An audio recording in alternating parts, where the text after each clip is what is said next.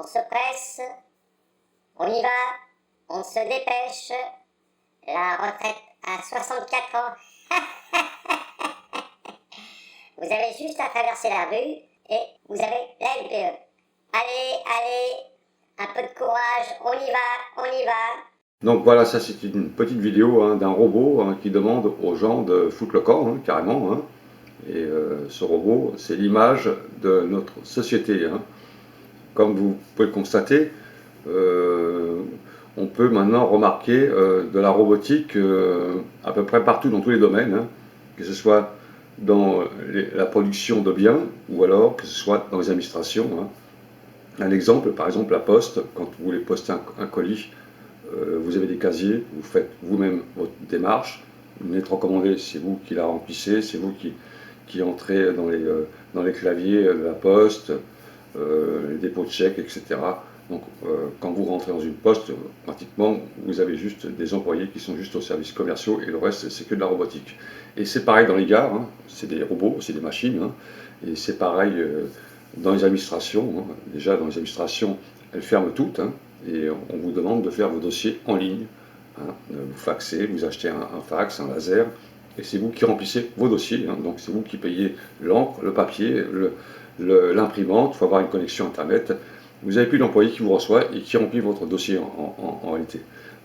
Donc les plateformes téléphoniques, les 08, etc., les 09, c'est saturé, c'est toujours dans un standard où on a concentré des milliers de personnes, donc ça ne marche pas.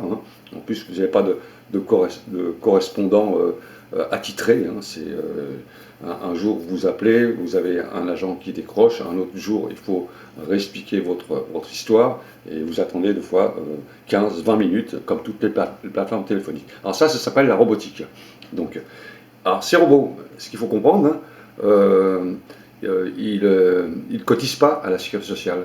Alors c'est des gens ce sont des machines qui prennent notre place, mais elles ne cotisent pas aux caisses de retraite.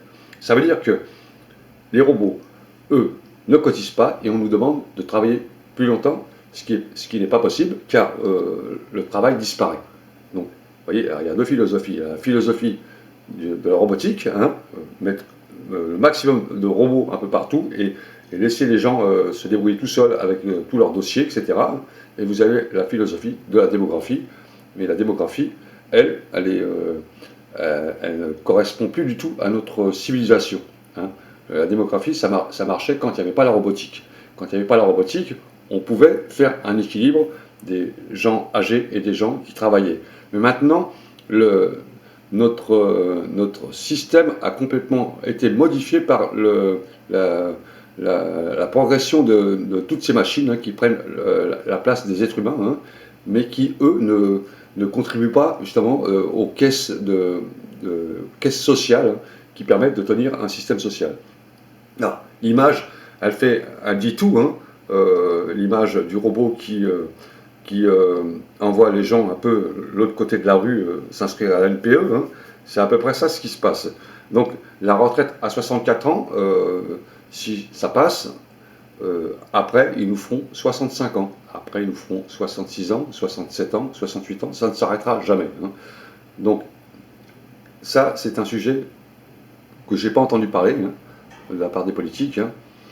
La robotisation de notre société, elle ne permet pas justement que les êtres humains profitent justement de l'expansion, c'est-à-dire de la modernisation, du bienfait des progrès techniques.